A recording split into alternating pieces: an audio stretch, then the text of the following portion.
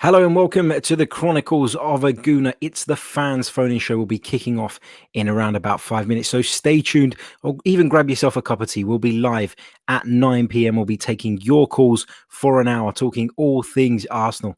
Come join us.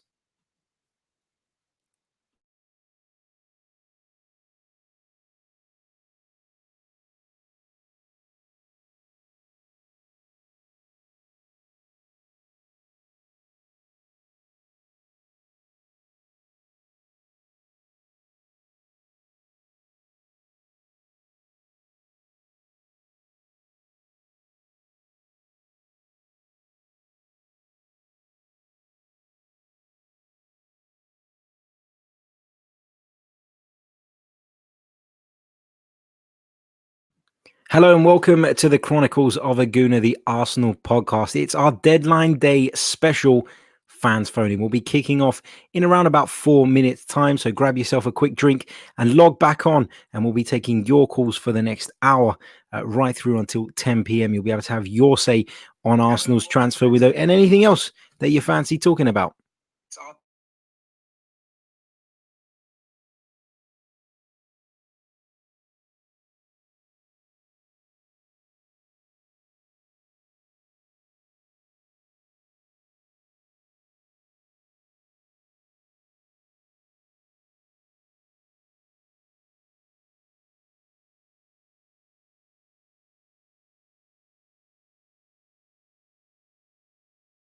Hello and welcome to the Chronicles of a Gooner. It's our deadline day special fans phone in.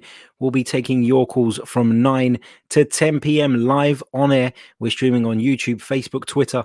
And this, of course, will be available the next day as a podcast. So if you want to come and join us, have your say on all things Arsenal, then do please do so. Do please do so. Does that make sense? Anyway, we'll be live in 3 minutes' time.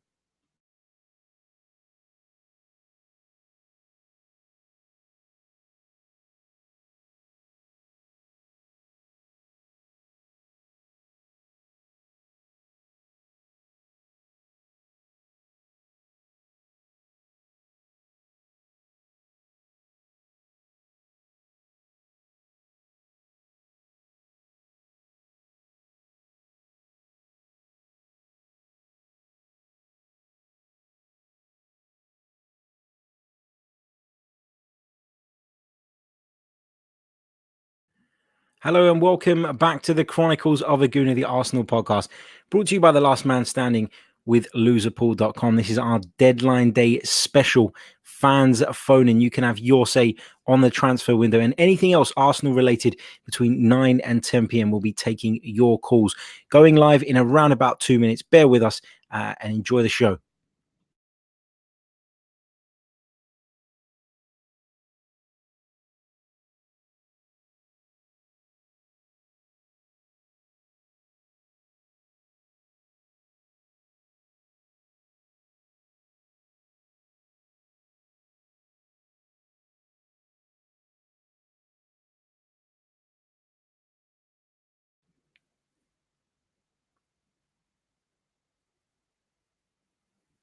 Hello and welcome back to the Chronicles of a Gooner, the Arsenal podcast, brought to you by the Last Man Standing with loserpool.com. As ever, I'm your host, Harry Symeou, and I'll be taking your calls between 9 and 10 p.m. UK time.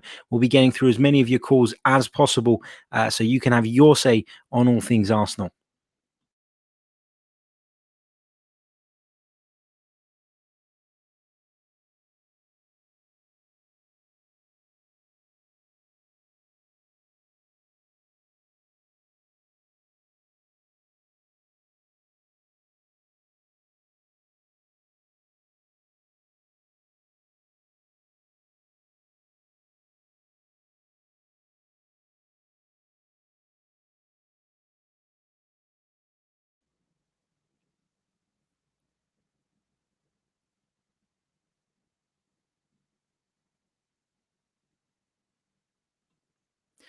Hello, the transfer window has closed. Arsenal have signed Kieran Tierney, David Luiz, both today. Eddie Nketiah has gone out. Alex Iwobi is set to be going out. Lots more to talk about. We'll be taking your calls between 9 and 10 p.m. UK time. If you want to join us, head over to our Twitter page at Chronicles_AFC and DM us your number, and we will get you on if possible. We're going to get through as many of your calls between now and the 10 p.m. mark.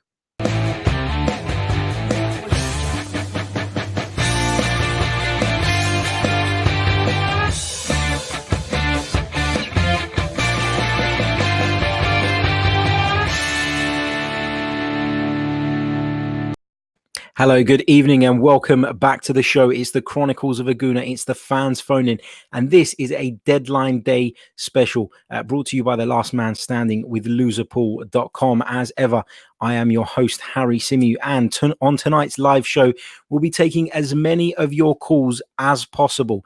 We've got such a long list of phone numbers. I don't think we've ever had a list this long. It's understandable. It's been a very exciting day, an exciting last few days, actually, of course, as an Arsenal fan. So if you want to get involved, head over to Chronicles_AFC on Twitter. Send us a DM with your name and telephone number. If you're contacting us from abroad, we need your name and Skype address. Everyone that submits them, I will be adding them to the list, and I'll be getting through as many as possible between now and 10 p.m. I'll promise I'll try and get as many of you in as I can. But if I don't, I have to apologize. We've had such a huge influx of numbers coming through today, understandably so. Lots and lots to talk about. People excited about the business that Arsenal have managed to do in this transfer window. So, we're going to touch on all of that. But first, I'm going to round up today's headlines. Let's have a quick look here. Firstly, Arsenal have completed the transfer of David Luiz. The Brazilian has joined the club from London rivals Chelsea in a permanent deal. He's 32 years old, and this is the club's official statement. He has a wealth of experience and has made 524 club appearances in a career spanning 13 seasons. Luiz started his career with Vitória in Brazil before moving to Portugal, where he played for Benfica. He also had 2 spells with Chelsea and spent 2 years in France with Paris Saint-Germain, where he played under Unai Emery. That's really interesting, isn't it? He also has 56 international appearances to his name. And Unai Emery had this to say: David has huge experience, and I look forward to working with him again. He's a well-known player and adds to our defensive strength. So David Luiz is in. Let me know your thoughts on the comments section. What do you make of it? David Luiz at Arsenal. Did you ever think you'd see the day? Let's move on to another bit of news today. And this man, Kieran Tierney, has also joined Arsenal on a long-term deal. We spoke about it on our stream earlier on. He's 22 years old, made 170 appearances for Celtic, and has played 12 times for Scotland. Kieran Tierney will wear the number 3 shirt, and Unai said, "We're delighted Kieran is joining us. He's a very talented player who will continue to improve. He increases our options defensively, and I look forward to him joining our group." So Kieran Tierney in, David Luiz in, but we're also hearing that Alex Iwobi could be on his way to Everton. It's understood that they've agreed a deal with Arsenal. It's on the deal sheet apparently, but we've not heard any official confirmation of that yet. So we'll have to wait and see on that. And if anybody hears anything whilst we're on air, feel free to let me know in the comments. And of course, we will bring it up. No question about that. Right. I think it's time we headed over to our first call. What do you guys reckon? Now, we did have some issues with the audio last week with our callers, and I'm hoping that that has been resolved. If there are any issues, I want you to let me know in the comments section below, because I can only try and fix things if I know about them, because I can't hear what you guys are hearing. But yeah, it'd be great if you could let me know. And if there's any adjustments that need to be made, any volumes, etc., feel free to let me know. This is a live show. I haven't got a producer. I don't expect it to be perfect, and I'm sure you guys are happy to bear with us as well on this, because we are trying to do a good thing. We're trying to get as many fans on the phone to have their say on all things Arsenal as possible. Right, let's dial up our first caller. Here we go.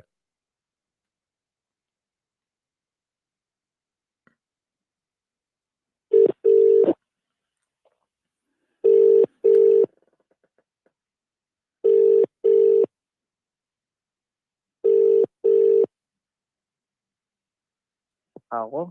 Good evening, mate. You're on the Chronicles of a Gooner. What's your name and where are we talking to you from? I'm David and I'm from Motherwell, Scotland. How you doing, David? Welcome to the show, mate. First time caller. Is that right?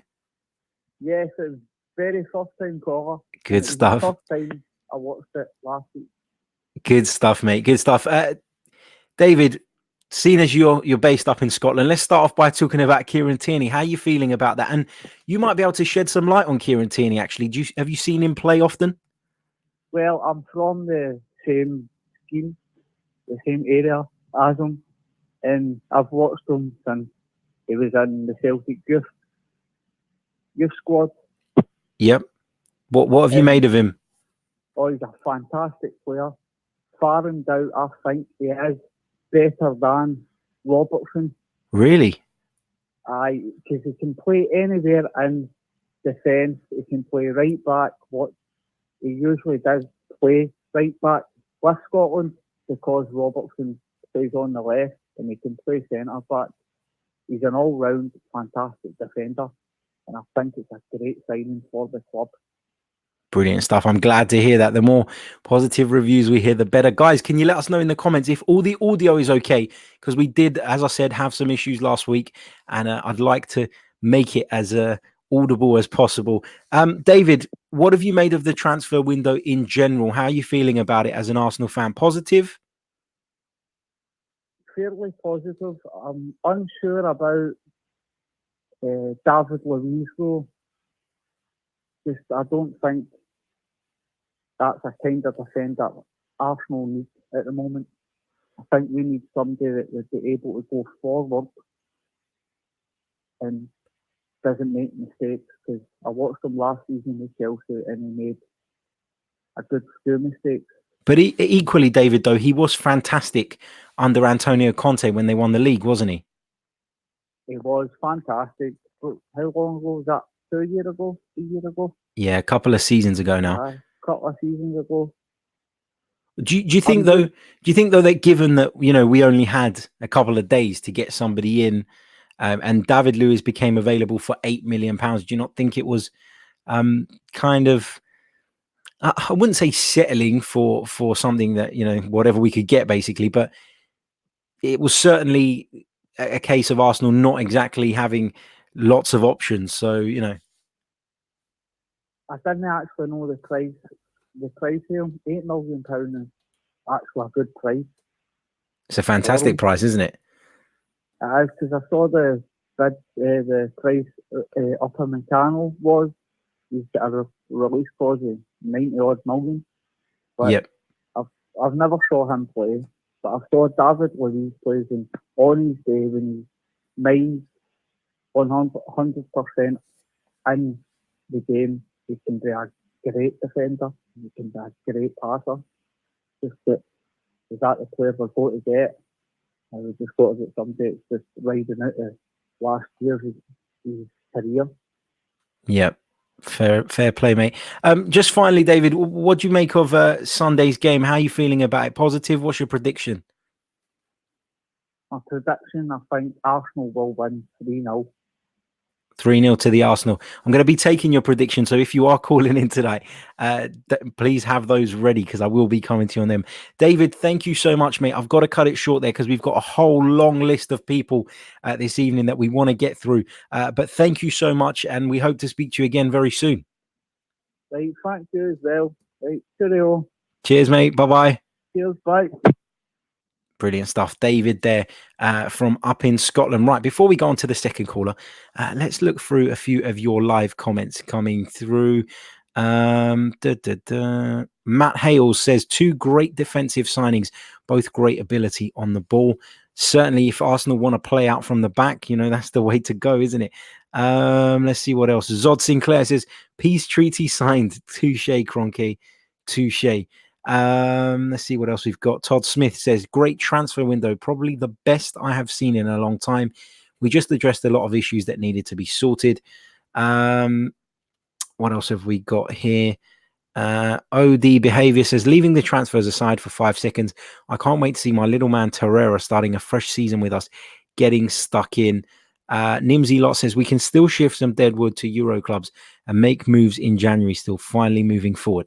Now, before I move on to the second call, I I made a little point on Twitter, and a lot of people misconstrued it as me being really negative about the situation, and that's not what I'm doing. I am pleased overall with the business that Arsenal have done. But what I will say is this: if you think that Arsenal all of a sudden decided to go and fork out a load of money on these players, then you'd be absolutely wrong. Because once this Iwobi deal goes through, Arsenal have recuperated all the money they've laid out on these transfers, if not more. If not more. I need to sit down and do the maths, but it certainly seems like Arsenal have recuperated that money quite comfortably. And in actual fact, it's not been a case of spending a load of money. It's been more about rejigging what we do have and using the budget to its maximum. And in that case, you've got to give the club credit. I'm absolutely giving them credit for that. But my point is that the low transfer budget that we kept on hearing about wasn't a myth. It was actually the case. And Arsenal have just been very good and very clever in the way they've gone about using it. Right, let's move on to caller number 2. Here we go. Let's hit the button.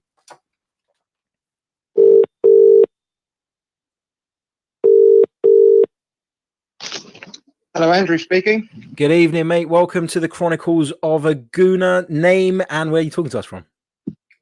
Hi there. Yeah, it's Andrew Armistead from Hinckley. How you doing, mate? You all right? Yeah, I'm good, thank you. How are you? Good. Yeah, not too bad, mate. Welcome back to the show. What do you want to say this evening? Well, say there's not much going on, really, is there? I don't know what we're going to talk about, to be honest. It's been a bit quiet, hasn't it, regarding Arsenal news lately? Absolutely. We're struggling for topics, aren't we? Really badly. To be fair, I mean, I think it's been an incredible transfer window, far exceeding any kind of expectations that I had personally. I'm really, really happy with it. It's been fantastic. Today's incomings, I'm really positive about David Luiz. I think it's a really, really shrewd bit of business, to be honest, for 8 million quid. And he more than going to be comfortable to see us through till next summer when we've got Saliba, who I still don't think he's going to be ready to go immediately into the first team then anyway. But I wouldn't be surprised if behind the scenes we're already set the wheels in motion to get maybe either Upamecano or Umtiti either in January or next summer already. I mean, you wouldn't be surprised about anything really, would you, with the way things have gone this summer? So in the meantime, I think David Luiz, I mean, he's got Premier League experience. He's a winner. He goes straight into our team, let's face it. He's great on the ball. He's local as well, which you've got to take into account. He ain't got to move. He ain't got to get used to a new country, a new area. He can just go slot straight in. I'm sure he knows a lot of our team already. He's got amazing hair. He matches Guendouzi. The hair bear bunch, I'm going to call them. Got a bit of feng shui there on the pitch. He's famous. He's in The Simpsons. But he recognises London's red. That's the main thing as well, which is great. That's it. And it seems, doesn't it, that David Luiz was really disappointed by the way he was treated by Frank Lampard. Apparently he was told that he's the 4th choice centre-half there. And I find that, I mean, a lot of people have turned around today and said, oh, but, we've signed Chelsea's 4th choice centre-back. But that, to me, is not quite right, because he's not that far down the pecking order, is he? He obviously doesn't see eye to eye with Frank Lampard. They obviously have different ideas about what a centre-half should bring to the team. And he's forced to move. And the fact that he wanted to come to Arsenal, and we heard that he was desperate to come and refused to train and all that, it makes you love him a little bit more, doesn't it? Well, exactly. I'm not just genuinely. It's easy to people to be thinking that I'm just saying this because we've signed him today. But I've always liked David Luiz. Genuinely, always liked the way he plays football. He plays. I put this on Twitter earlier. He plays with a swagger. He plays with a smile on his face, and he plays like he's still in the park with his mates, kicking the ball about when he was a kid, loving playing football. It just seems like he really enjoys his football. But I honestly think that, and I was chatting on Twitter to Tim Stillman earlier, and he's obviously very big on South American football, knows a lot about the South American. I think his partner's Brazilian as well, so he spends a lot of time over there. And he said, if people are still saying that David Luiz is error-prone, he said they can't really have been watching him very closely over the last 2 or 3 years because he seems to have ironed a lot of that out of his game. Absolutely. He handled Lacazette and Aubameyang. He had them in his pocket, really. Let's be honest. In the final, and he's been pretty solid. He honestly said, if anyone can come back to me and tell me about any really glaring errors he's made over the last 2 or 3 years, I'd be happy to talk to you. But there haven't been any because he's been a lot calmer in his latter career. But I'll tell you what as well, even though he's 32, he's still got the energy and fitness of someone much younger. He's got that kind of body and fitness. He doesn't seem his age. And I think he'll be absolutely perfect for us for another year or two. Well, what you've got to think about, mate, is that if Laurent Koscielny was 33, obviously he was having lots of problems, breaking down almost, regularly. Chalk and cheese, aren't they, body wise? Absolutely, and that's the point, isn't it? Although it may feel like a straight swap, but I think that David Luiz is probably an upgrade on anything that we've got at the Arsenal now. And I know that's not always saying 100%. Much, but it is, isn't it? Exactly. And I don't know whether it's been announced yet about Iwobi leaving, but it's a bit strange if it hasn't been, don't you think? I mean, with the, you'd think they've got the paperwork in by now and announced that, but I don't know what's going on there. Yeah, anyway, I think he's sorry, go on. I mean, I think so. The last we heard from Ornstein was that Iwobi was undergoing a medical in London and that he'll sign a 5-year contract. What's that? Sorry, mate. I don't get any of his messages anymore. Oh, he's blocked you, has he? So I don't know why, genuinely. But here you go. Anyway, sorry, carry on. That's all right. So apparently he was having a medical and stuff. But the thing is, I was saying this to someone earlier because people were kind of panicking, like, why hadn't we heard about Luiz? Why hadn't we heard about Tierney? But so much goes on now. There's the first interview which they film. They do all these photos and they put the videos together and stuff. There's so much to a player reveal now that it can take a little bit longer sometimes. And as long as the paperwork's been done and all that sorted, then it's not really too much of an issue. It's just a case of waiting for the official announcement, isn't it? Very true. Yeah. I mean, it's nothing like it used to be, is it? With just a quick message coming out. It's literally a fully on sort of Hollywood blockbuster film for 2 minutes to announce his signing, isn't it? But the low one that Koscielny had was a bit off-putting, wasn't it, to be perfectly honest? That wasn't quite the glitz and glamour there, really. He had the old shirt on, which was about 3 sizes too small for him. Into it like a banana. Yeah. But I think the move Eddie Nketiah's made has been a really, really good one in hindsight, because personally, I didn't want to get rid of him until maybe January and then sort of reassess, then maybe send him out in January, because I really, really want all the youngsters to play in all the Europa League games and the Cup games and give the first team squad as much rest as possible this season, because we really, really need to prioritise the Premier League this year. It's really critical for me.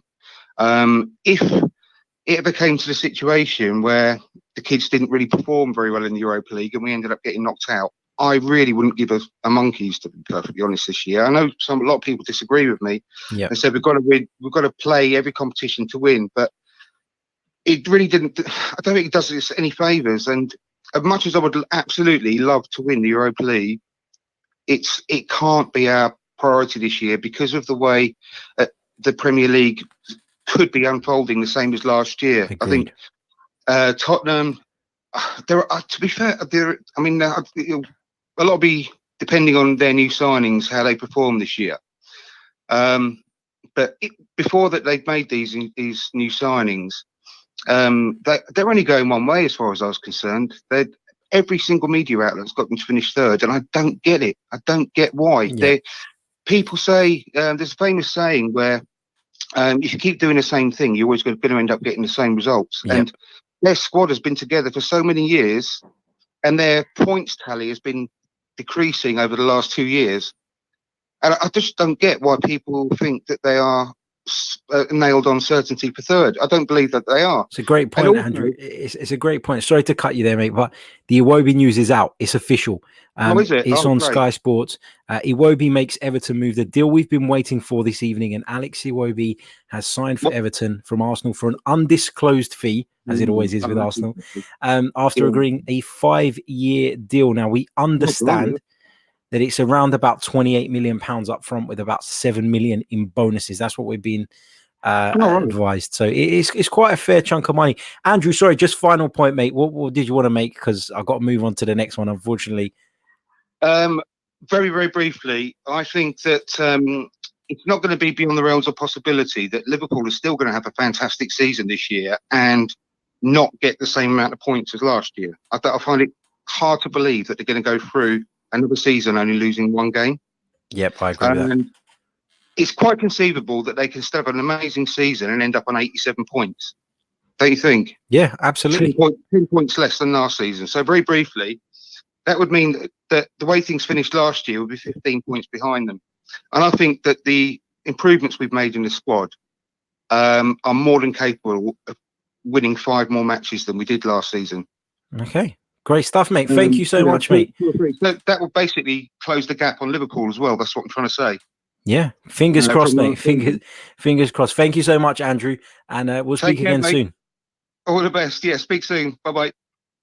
That was Andrew the Hinkley Gooner. Let's move on to the next call. Massive hello to everybody who's watching us live at the moment across Twitter, Facebook, YouTube. There's over 100 of you tuned in now, and God knows how many of you are going to listen back to this later on. A massive thank you for your continued support. Let me get on to the next call.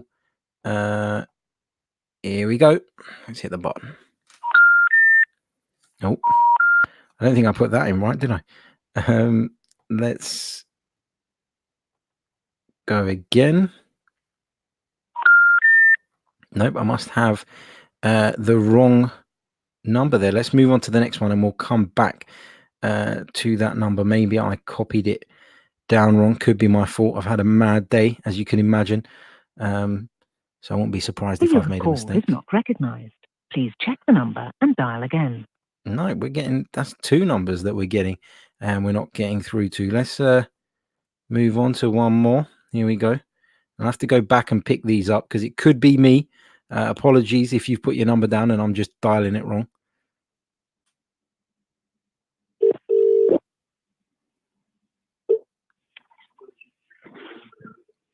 Hello. Good evening, mate. Welcome to the Chronicles of a Gooner. What's your name and where are we talking to you from? My name's Tyler and I'm from Ayrshire, Scotland. How you doing, mate? Welcome to the show. Your first time caller? Yeah, first time caller. Brilliant stuff. Our second caller from Scotland as well today. How you doing? Yeah, I'm fine. Good. I'm buzzing about the news about Tierney, but the news about Wolves kind of made me a bit gutted. Really? Tell us why. Well, I would like to have seen him in the number 10 role after Ozil. I thought, like, where he plays for Nigeria, I thought he'd really suit better there out wide. I think he was wasted out wide, so but he's a great signing for Everton. Oh, absolutely. Absolutely. Alex Iwobi must feel a little bit disappointed. Not disappointed, but it must be a strange feeling for Alex Iwobi because he is somebody who was Everton's second choice and he will be aware of that, won't he? Aye, well, he's Arsenal through and through, so yeah, that's one of the things I loved about him. He's been here since he was 9-year-old. He knows how it feels. He knows what it is to play for Arsenal, and I just think it's quite a big loss. Yeah. I think he was quite popular in the dressing room too. Yeah, absolutely. Someone who came through the youth. What do you make of the David Luiz signing? Well, it's better as getting nubbed in to read numbers in defence, so we do. But it wasn't what I was wanting. I think there was better options out there. You could have got Luiz Dunk from Brighton.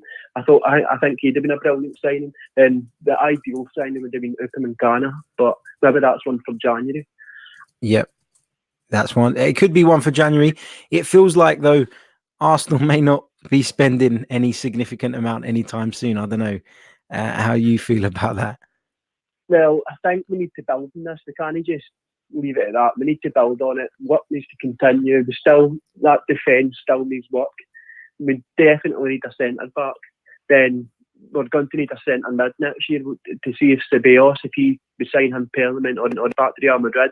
If he goes back to Real Madrid, we need another centre mid. But I've been impressed with Joe Willock. I think he's going to be really good this season. I think he could help us out a lot. Yeah. And we've got Guendouzi as well. Forgot about him.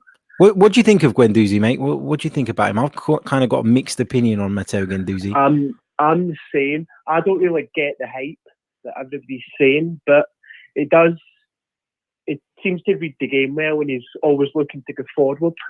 But I think he's a bit overhyped. Yep, I agree with that. And he's one of those players. He's so young that you don't want to pass judgment on him, but also by the same token, you don't want to be so reliant on him. And I think that's been a problem for Arsenal. We've been reliant on certain players that just aren't good enough and can't cut the mustard. How do you see this season going, mate? Where are you hoping for Arsenal to finish? Well, I would top four. We need top four. I think we will finish. I think we'll get third. So we will, because I actually think this boy Martinelli, I think he's going to have a real impact this season. So I think Emery's going to give him game time.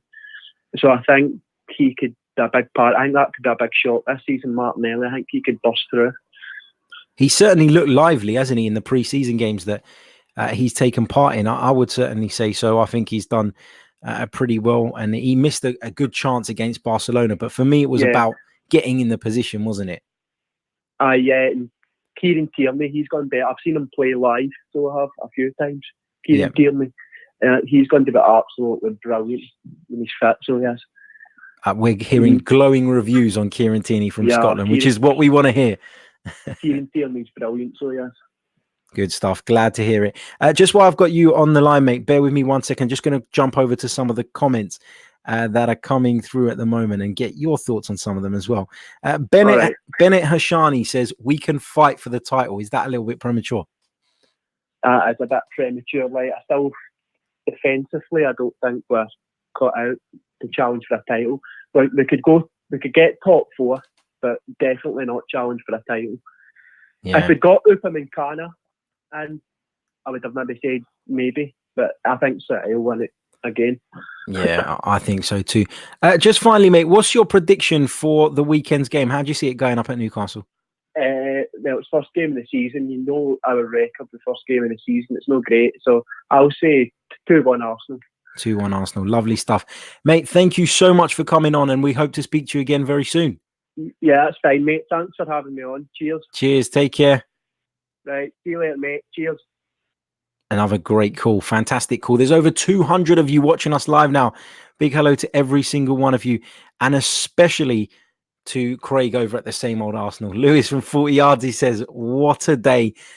Big shout out to Craig, Lee, Graham, Dan, all the guys at the Same Old Arsenal podcast. If you haven't already, please do subscribe to the Same Old Arsenal podcast. Craig does a fantastic job, and I'm lucky enough to be one of his regular guests. So a big thank you to Craig for that. It's a fantastic show. Make sure you get involved. Right, let's move on to the next call. As I say, lots of numbers coming through. You know the drill. If you want to get involved, you need to DM us at Chronicles_AFC with your telephone number. If you're contacting us from abroad, we need a Skype address, and we will try and get through as many calls as we possibly can between now and 10 p.m. If I don't get around to it, to calling you, I am sorry, and I will promise that I will message you during the week ahead of the next phone in and give you priority. That's what we're trying to do. Anyway, we are running a little bit behind the schedule, so if you're waiting for a call, don't panic, it's coming. Let's go to this one here. Let's go. Hold on, we've got the number here. Here we go.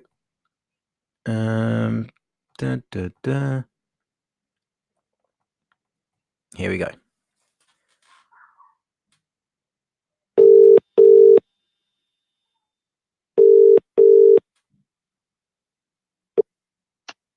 Hello.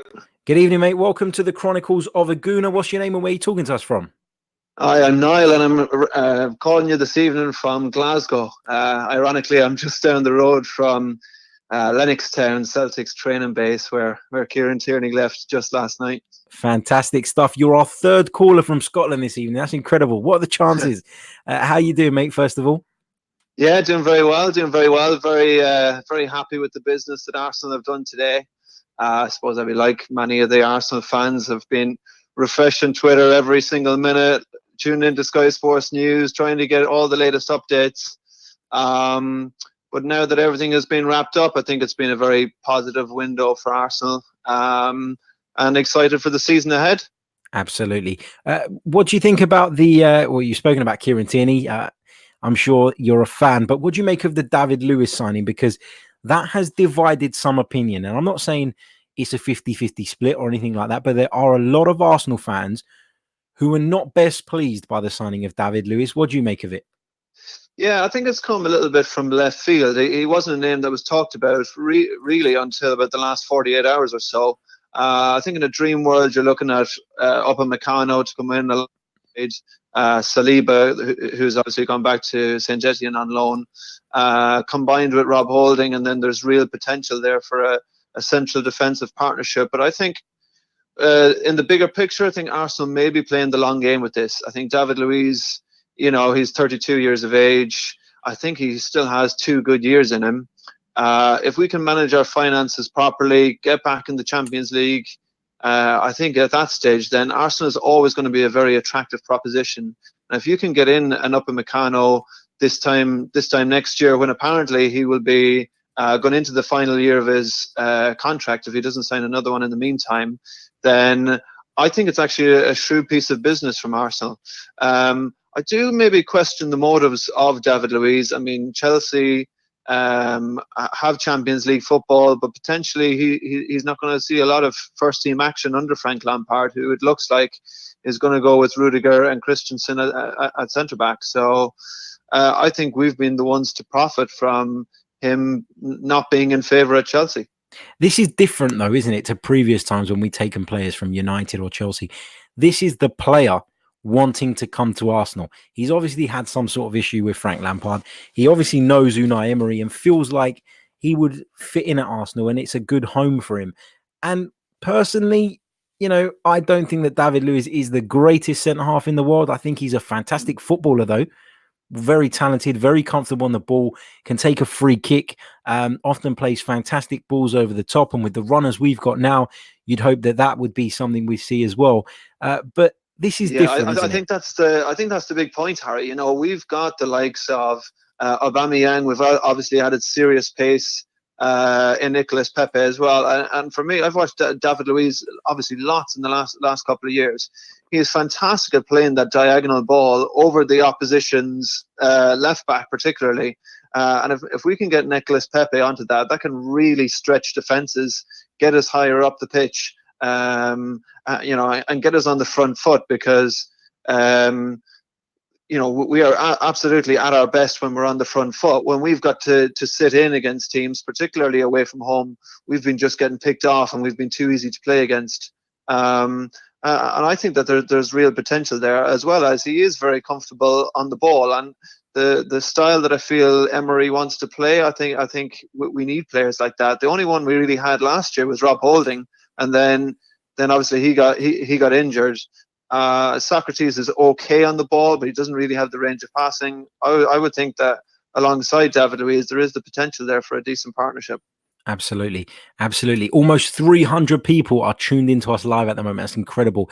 And before you carry on, mate, I'm just going to share, for those who didn't see it, Alex Iwobi has, of course, joined Everton. People are asking me in the comment section below about that, which is why I'm sharing the news. Let me share my screen with you guys. Opened the wrong tab there. Here we go. Let's have a quick look so you guys can see. Those of you, of course, watching live will be able to see my screen. And here it is. Arsenal have confirmed it. And this is what Unai Emery had to say. He said, Alex has made a big contribution at Arsenal. He worked hard in the academy where he was an example to many young players and has been an important part of our squad. We wish Alex every success in the future, Unai Emery. What do you make of the sale of Alex Iwobi? I was surprised that Arsenal sanctioned this. And I made a point earlier on in the show that I think it was about balancing the books again. And whilst people like Reece Nelson and Bukayo Saka look like they've got bags and bags of talent, at the end of the day, Alex Iwobi is more proven than them, isn't it? So is it a gamble to let Alex Iwobi go in terms of kind of weakening our squad depth? Well, I certainly think, Alex Iwobi has obviously had a lot more game time than the likes of Reece Nelson, certainly more than Saka, definitely more than Martinelli, who's going to be new to the Premier League. So in that aspect, it is a little bit disappointing. He's someone who's come through the academy, but for me, in the bigger picture, he's an inconsistent player, and I do have a certain amount of sympathy for him in that he was shifted out onto the left-hand side, is probably more a natural number 10 or central player. But I think if we're looking to really go to the next level, even to challenge the likes of City and Liverpool, I don't think Alex Iwobi is going to have a huge part to play in a team that really goes to that level. So it's one of those players that's left the club, and you're thinking, I'd love for him to have the chance to kick on, but in reality, if we can get good money in, which I think talks of around 35 million, if you can reinvest that into other areas of the team, possibly in January, maybe even next summer, I think in the bigger picture, it's not a bad piece of business. How well some of the younger players will do, it remains to be seen. Reece Nelson had a bit of a mixed time on loan in Germany last year. Started off like a house on fire, but it fizzled out just a little bit. Emile Smith-Rowe is still at the club. He could potentially play some of the cup games, some of the Europa League games. Do I see it as a gamble? Not overly, because I don't think with the signing of Nicolas Pepe that Alex Iwobi was going to see as much regular game time as what he would have done last year. Fair point, fair assessment. Great points indeed, mate. Thank you so much for joining us. I've got to move on, unfortunately, because we've got a really long list of calls tonight. But thank you so much. Thanks a lot, Harry. No problem, and we hope to speak to you again soon. Yeah, cheers, mate. All the best. All the best. Cheers. Another brilliant call. Lots of brilliant calls coming in this evening live on air. We have around about 286 of you watching live right now across the three platforms, YouTube, Facebook, and Twitter. Almost said iTunes there. Thank you so much. Let's move on to our next caller. Here we go. All right, let's hit the button. Here we go.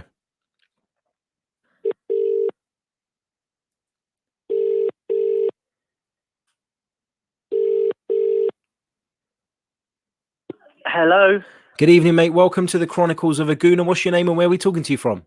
My name's Daniel from Exeter.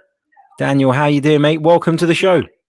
Yeah, I'm not too bad, mate. I'm in quite good spirits after the transfer window we've had this window. It's been, what can I say, very un-Arsenal-like.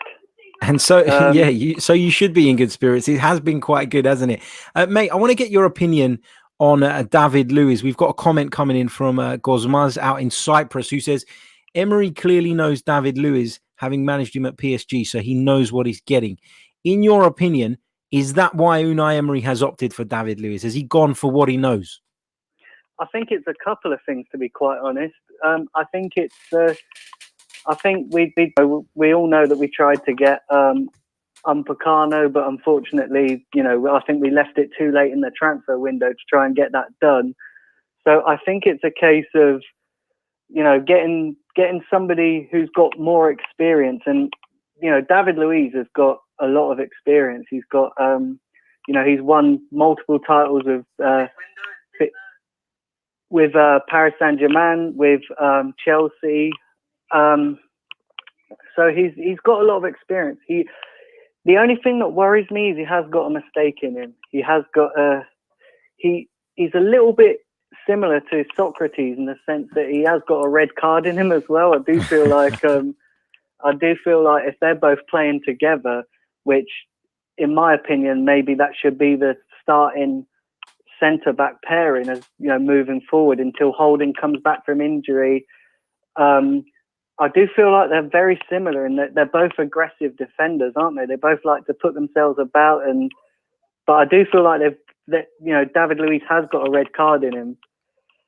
Yeah, I don't think you're wrong there. I don't think you're wrong there. I just listen, like having David Luiz in for the experience, I think it's brilliant because he can't, he's a winner, and I think this defense needs an experienced defender. But I just feel he has got a mistake in him. But we got in Tierney as well, Tierney's brilliant. I actually do think he'll be a good signing as well. We got in Pepe. We all know about Pepe. He's a lot of clubs wanted him. So I do think, but for me as well, with this transfer window, it's not been just about the signings we've made. It's kind of, for my opinion, it's reinstated my faith in this board because, we've had false promises from the past regime, but for too long, we had, we're going to get players in, we're going to get players, of top quality, and then we ended up signing, like Macedonian wonder kids or something, and it's not quite worked out. But this time I really do feel like they've delivered on everything they've promised. I do feel like that, and not just the incomings, but the outgoings. I mean, look, Iwobi went for 40 million, and that,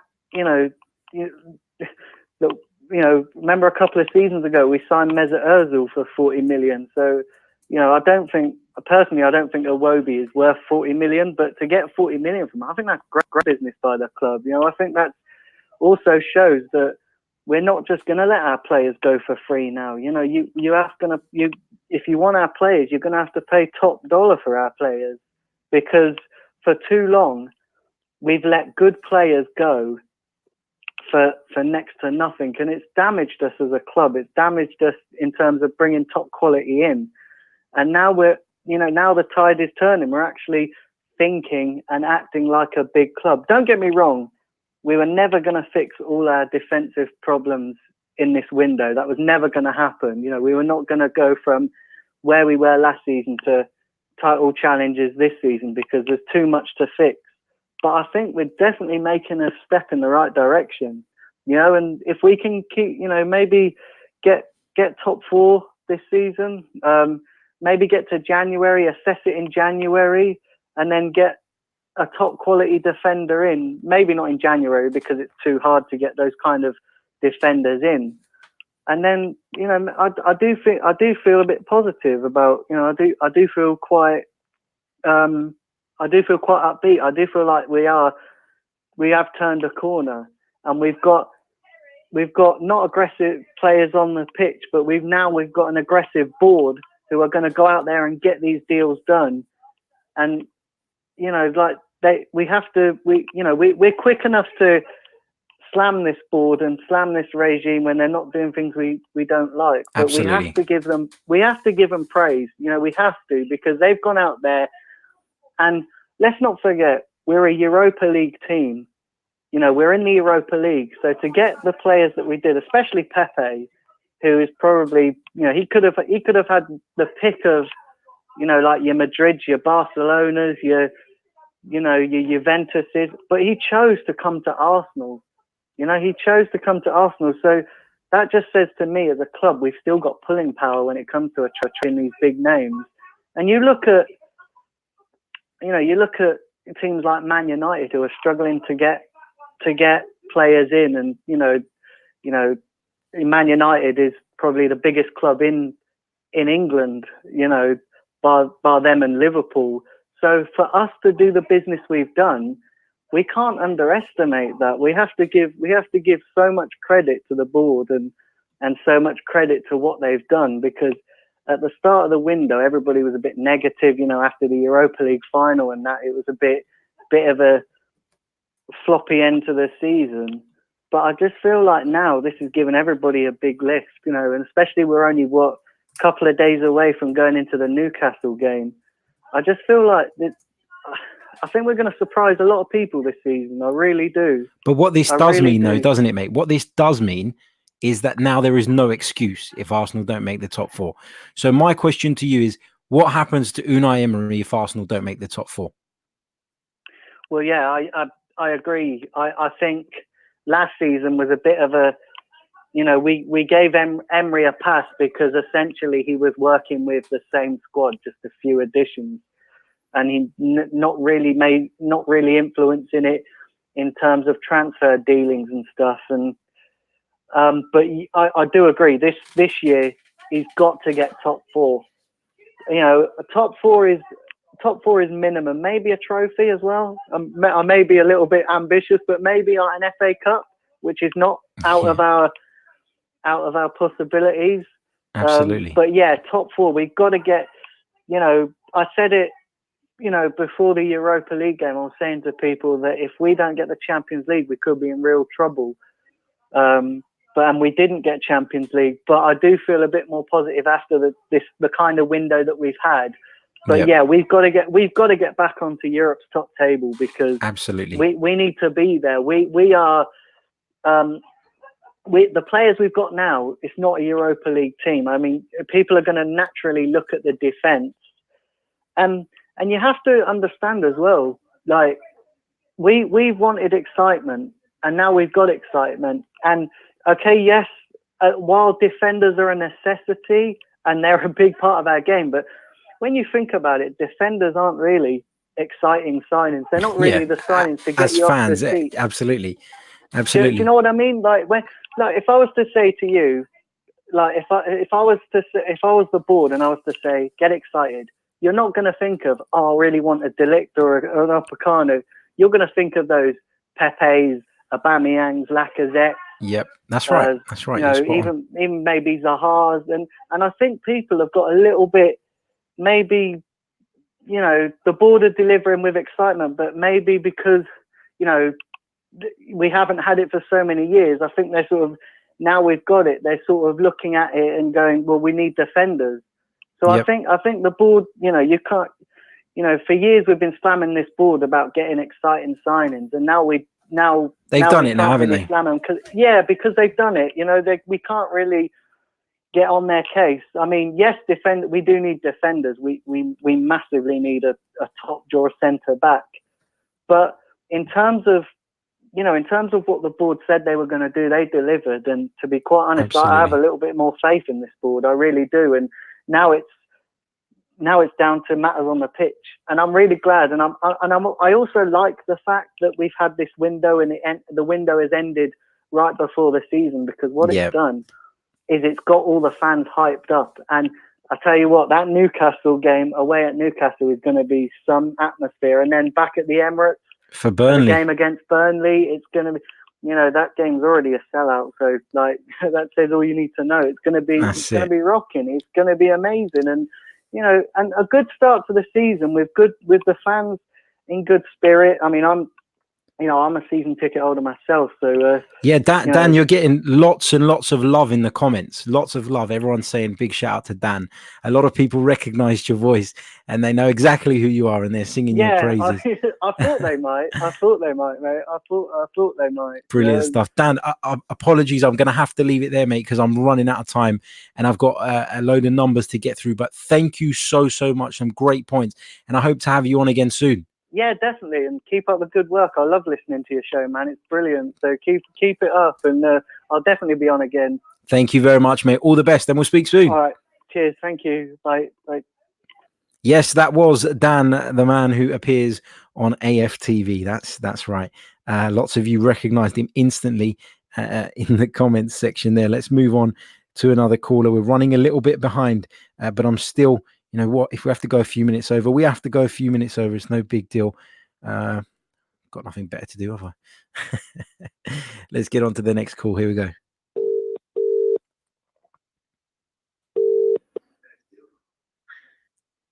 Good evening. Good evening, mate. Where are we talking to you from, and what's your name?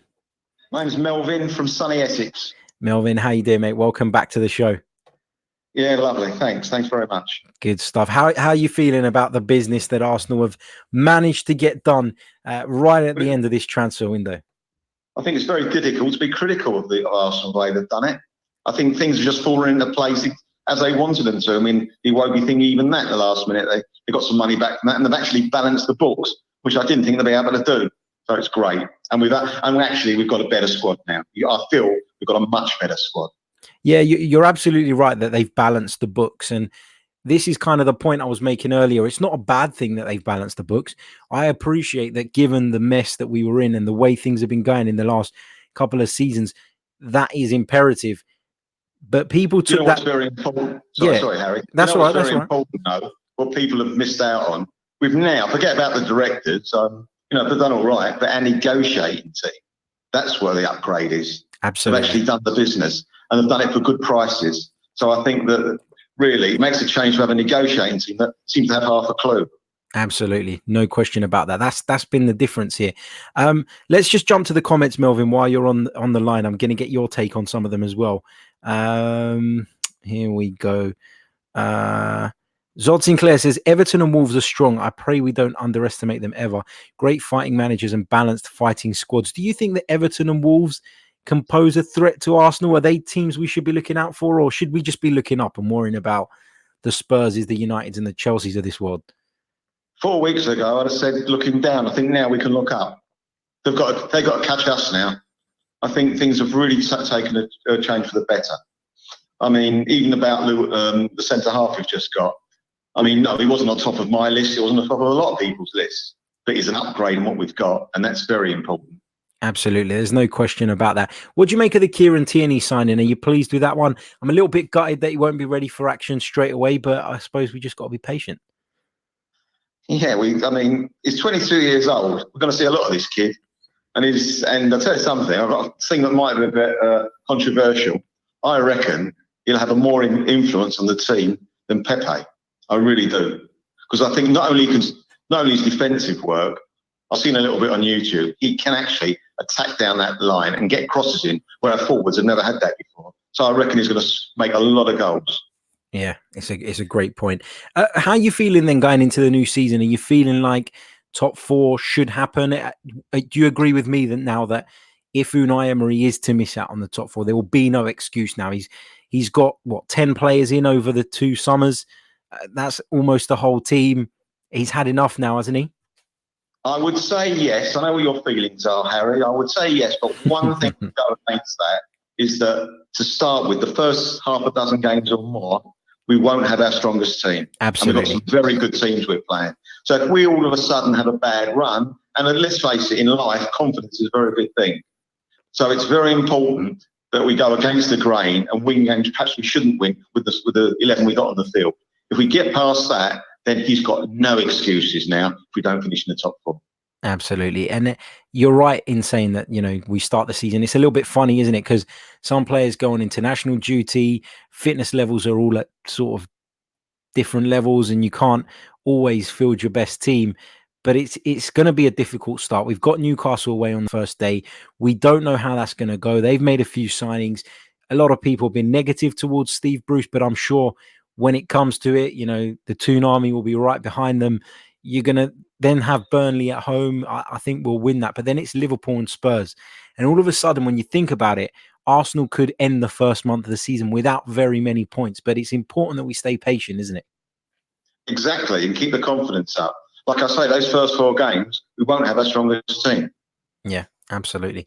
Absolutely. Melvin, while you're on the line, a Spurs fan has managed to find his way into the live stream, and he's put Yid Army in the comments. Mate, you are sad. Go and watch a Spurs channel.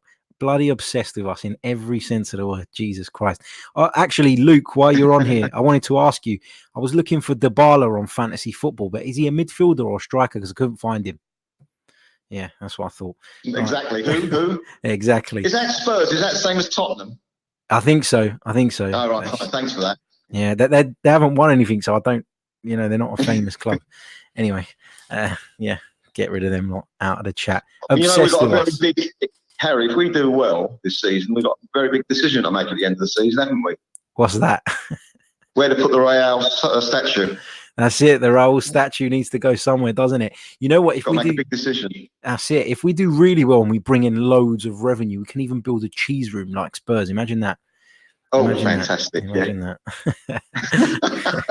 Great stuff. Melvin, what's your prediction for the opening game of the season? Newcastle United versus Arsenal. It's on the Sunday. It's a 2 p.m. kickoff live on Sky Sports here in the UK. What is your prediction? I fancy a 3-1 result. I really do.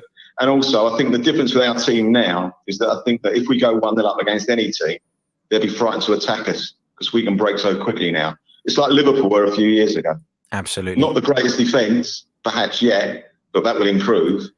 But our attack, they cannot afford to throw too big forwards against us, players against us. Yeah, it's a team that certainly will excite. Melvin, thank you so much for coming on again, mate. Really, really appreciate it. And That's I'm right, sure. Harry. Thanks very much. Have a great weekend and well done. Thank you very much, mate. I'm sure we'll speak in the very near future anyway. All the best.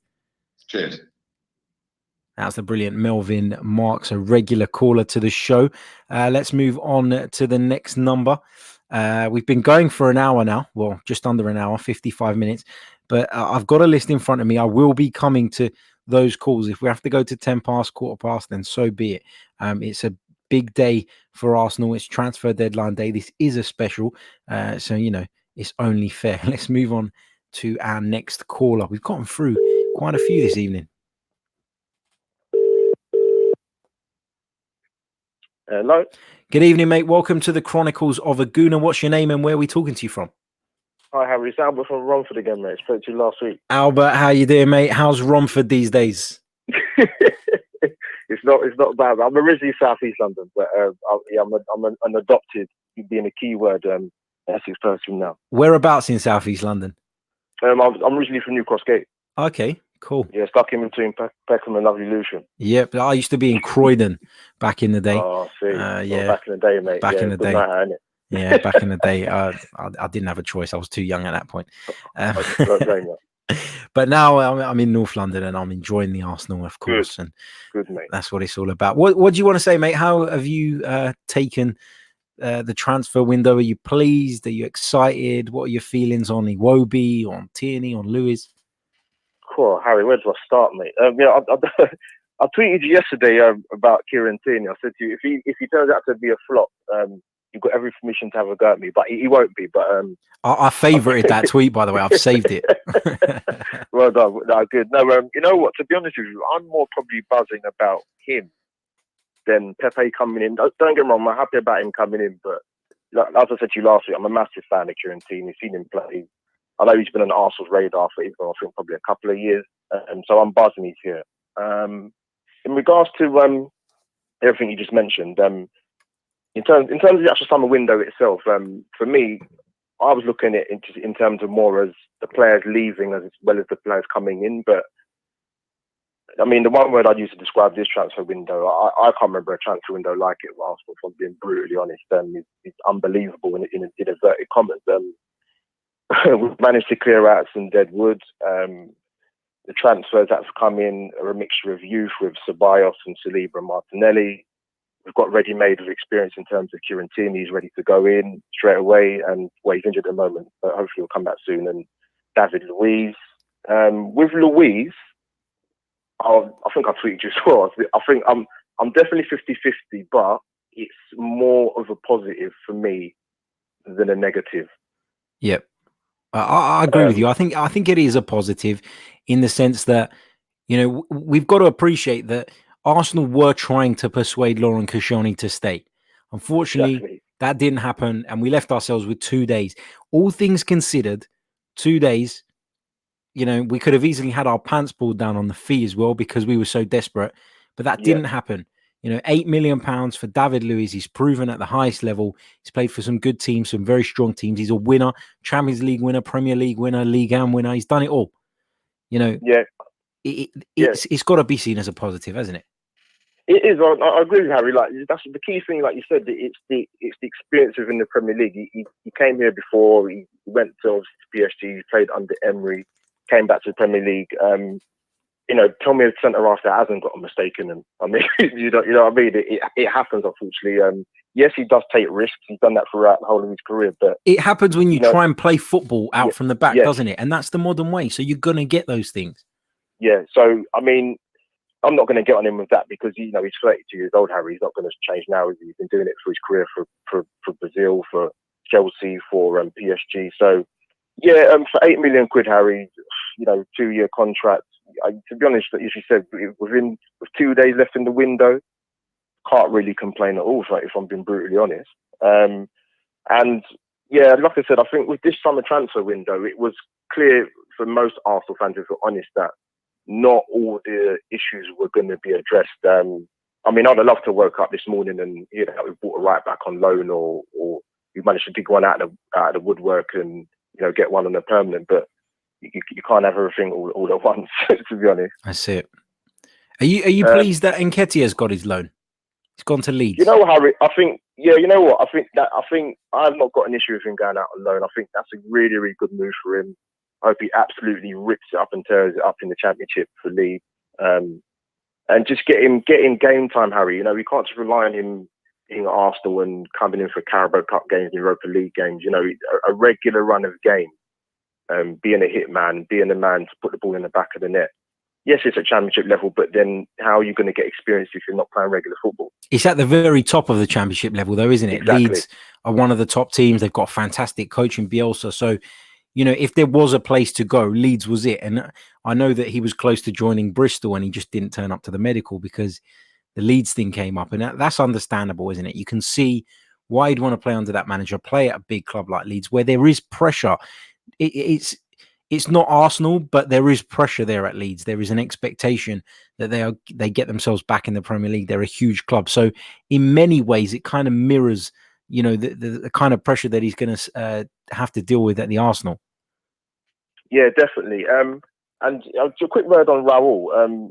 I don't know if you probably picked up on it, a lot of Arsenal fans. When Arsenal did the interview with Vinay and Raul with Laura Woods over the 2-part series, and I can't remember his exact words, Raul, but I think, yes, he's an experienced negotiator. He's very good at what he does and being at Barcelona. But I think even he sort of mentioned in that interview that working in the transfer market in this country, I think is a bit of a shock to the system for him. So that can't be downplayed.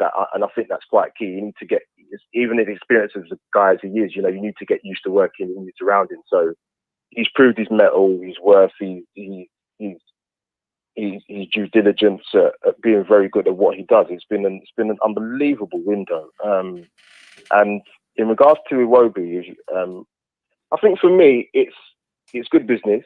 I do wish him well. I just think you can be an attacking player or a striker, but more so an attacking player. You can have all the ability in the world, you can have all the technique in the world, you can have the most assists in the world. But Harry, for me, it's goals that propel you in terms of market value and your worth in the team. It's absolutely paramount. And like there's 3 other players. I know they play in different positions to him, but in terms of age and their goal return, I look at people like Jadon Sancho and Sterling and even Serge Gnabry, who we had. Mm-hmm. And if you look at their stats in terms of goals scored, they're in double figures. I don't think even Iwobi's had that in any of his seasons at Arsenal. I don't think he has got that at all. So yeah, it does. Goals are not everything, but in terms of winning football matches, it is. And I just think that's the one thing that sort of let him down in terms of the end product, isn't it? Yes, it's been the goals for me personally. I don't know what you thought about that. Yeah, I agree with you. I think Iwobi's always kind of done the rest of the things right. He's always been a good dribbler, been able to link up with players, works extremely hard, does a job when he's asked to, etc. But it's always been that final end product that has let him down, unfortunately. And like you said, it is good business. I'm a little bit sad to see him go. Yeah, of course. But that's just football, isn't it? And we've kind of got to get used to it. Albert, thank you so much, mate. I'm going to have to leave it there just because of time. Mate. Thank you so much for coming on again, and we'll speak again soon, mate. All the best. Yeah, definitely, mate. Thank you, mate. Thanks. Bye-bye. Bye. Another brilliant call. All the calls this evening have been sensational. Over 300 of you watching us live now. Unbelievable. If you're watching on YouTube at the moment, please don't forget to hit the subscribe button if you haven't already. Hit the like button. 1, 2, 3. Everybody hit the like button. That's so important. We really need those likes. It really propels the videos up the ranking. So please do that and share it with your friends and tell your friends all about it. The Football Fans Phone In on the Chronicles of a Gooner every Thursday night between 9 and 10 p.m. And don't forget, the following morning, you can download it as a podcast on iTunes, SoundCloud, YouTube, or Spotify. Right, let's move on to our next call. Just a couple more to get through. So this is the penultimate one, I think, because we've got to leave it somewhere, haven't we? Here we go.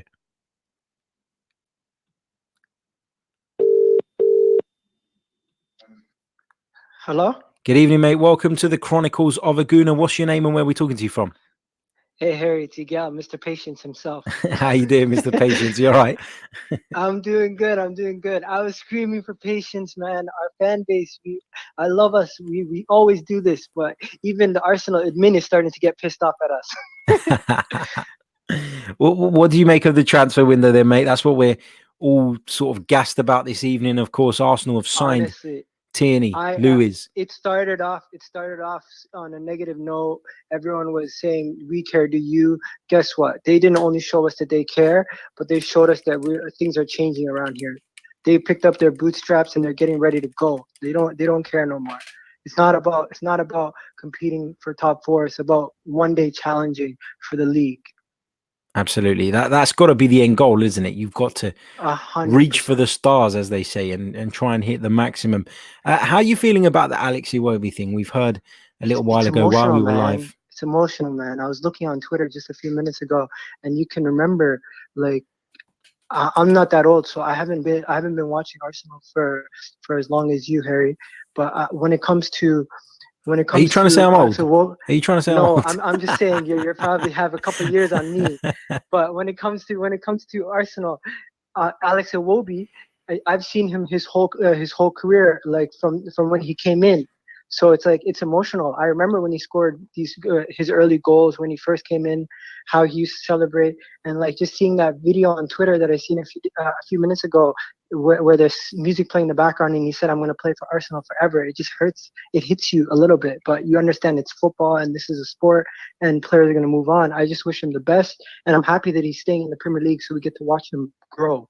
I mean, yeah, from Iwobi's point of view, this probably was the right move for him. Everton are not exactly a team that are going to, struggle at the bottom of the league. They're a team that are going to be pushing the top six. They'll probably be the best of the rest, as you say. Hey, we don't know. They might get in the top six and kick United out. That would be nice, wouldn't it? That would be nice. And Iwobi scores the decisive goal at Old Trafford. That would be brilliant. One thing I want to say, I noticed that you the whole offseason you were pushing for Arsenal to look at right back options, because you're not so convinced about Maitland-Niles being the right back. Absolutely. Because Bellerin might not be healthy, but as Scottish fans will tell you, Kieran Tierney can also play right back. If we feel comfortable with our left back options to cover, we could also put in Kieran Tierney as a right back at times. If we want him to maybe stick to his position and get used to the left back position, we might not want to do that too early, but that's another option now that we've signed. I've heard that a lot, my friend, but my issue with that is I don't like left-footed players playing at right back, because when you're attacking, it's different. Because if you're an attacker playing on the wrong side, you can go down the outside and cut inside and fire off a shot. I think if you're a left footer playing on the, right hand side, you're basically showing the winger where to go. So if you're left footed, then he's not going to go inside you, and often fullbacks show players inside because there's more defensive cover there, and that way they can snuff them out. But if you're attacking a left-footed right back, and you're going on his outside and he's having to turn and rebalance, I feel like that just doesn't work, and it's not ideal. And I think it doesn't work the other way around either. And we've seen that in the past. That's kind of why I'm not too keen on Tierney playing right back. I appreciate that he's done it before and he does it for Scotland or whatever, but that's not ideal for me. But just to compare it to like Cancelo that signed for Man City, I think that's his name. He can also play both positions, and I'm assuming Man City would probably use him in both positions. So I'm saying that's an option for us. I'm not saying it's preferable, but it is an option. And all we can do is say we have these more options and understand that the squad depth is getting better. Yeah. No, fair comment.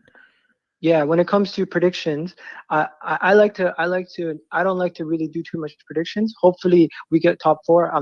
I feel like we should, but I'm not gonna say, hey, this is the order or anything. Just let's be in there first of all.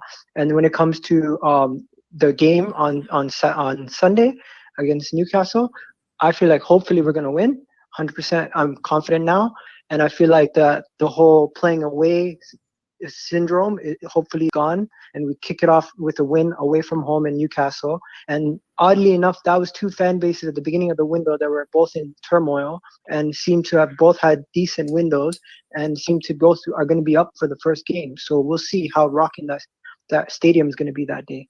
Absolutely. Brilliant stuff, my friend. I'm going to have to leave it there. It is 10 past 10. We've run well over, but thank you so much. Hey, Harry, good job. And make sure every time you go on 90 Min, you give those guys trouble. Thank you very much. I hate it when we don't have Arsenal reputation on those other channels. Check it out, guys. I was on 90 Min. The video was released this afternoon, actually. I don't know if you've seen it. The top 6. I haven't seen it yet. No, I just seen the pictures. Have a look at that. It was a good review. It was good fun. Cheers, mate. Thank you so much. Peace. Lovely. Now, let's move on to our final caller of the evening. It is 10 past 10. We've gone 10 minutes over. We're going to go to one more call. It's not a big deal. And this one is an international one. Let's just find the details. I had it up on my screen, but I must have closed the conversation. Let me know what you've thought about tonight's show in the comments section below. That's really important to me. At the end of the day, if you guys aren't enjoying something, I want to change it. I want to make it as good as possible. That's the whole purpose of the show. So let me know your feedback on the show in the comments. And if you do listen to us on the podcast version, please do leave us a review there as well on iTunes, because that helps too. And if you're on YouTube and you haven't already, I don't know why you wouldn't have, but please do hit that like button. Here we go. Let's make our final call of the evening. This one's going international.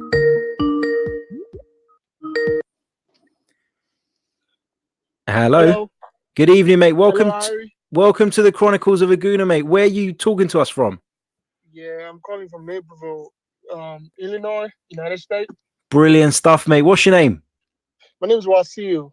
Wasiu, welcome, mate. And how is it over there at the moment? Pretty much humid, pretty much hot. Right here, the sun is, is blazing out. Good stuff. It's not been too bad here as well for once. We can't complain. What have you made of the transfer window, mate? I know you wanted to get on last week's show, and unfortunately, we ran out of time. But what have you made of everything? I've been waking up to the news, like, the timing. It's kind of like 6 hours. So I wake up and I check my Twitter account, and it's buzzing. Like, I don't know. The last time we had bringing more than 5 players during the window break. I think it was when Atota was there. I think there was a window that time that we had Matusaka. Yep, Arteta, Andre Santos. Yeah, Santos, and I think we loaned a dude from was it Chelsea or Liverpool? The Israeli dude. Benayoun, Yossi Benayoun. Yeah, Benayoun. I think that was the last time we had 5 people coming in the window. Yeah, it's been great. It would have been better, but it's been great. We actually addressed all what we needed. We needed a winger. We got one. Someone to replace Ramsey. We got it in. A left back. We did. A center half. I think Luiz is gonna do great. It's not the best, but it's better than what we have. Absolutely. I won't lie to you. Out of the dudes we have, he's just gonna he's gonna be a throw into the back line for now. Maybe until Odin comes back, then maybe they could pair up. But pretty much, and I don't know. It's been great. Pretty much. I feel more confident right now with the team. I won't lie to you. It's been a lot of craziness for 4 or 5 years now. It's been it's like we're going down. It's been shit for 4 or 5 years, isn't it? Let's be honest. Yeah, it's been shit. It's like we're going down. But the board, they've done really great from Raul